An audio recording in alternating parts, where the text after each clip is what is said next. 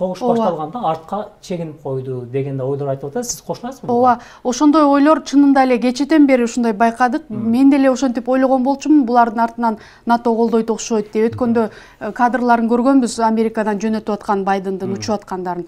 Биз деле ошо сырттан эле байкоочуларбыз. Анан булар НАТОго кирем деген эми суверендик өзүнүн чечими.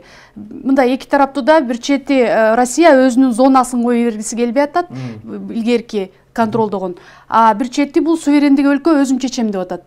А мен ойлойм өзү чечиш керек. Анан андай өзүнө ишенгиси келсе башка жол менен ынанса, бизди жакшы көрдүрсө болот да Россиячы. Анан чын эле биз Россиянын батыштын канча жамандап, канча эме кылышканы менен азыр бир да факты көргөн жокпуз. Бир дагы батыштын солдаты же эмесин көргөн жокпуз бул жерде. Өзү жалгыз калды. Демек, НАТОдон деле коркпой эле койсо болот экен да. Россиялыктар азыр жана ДНР менен Луганскийди гана коргойбуз деп кирип, жалпы Украинага азыр аттырып иди талкалап. Демек, булар накта эле жырткычтык, басып алуучулук ишин факты менен көргөзүп койду да. Бул жерде мнение жок, факты менен сүйлөп атабыз.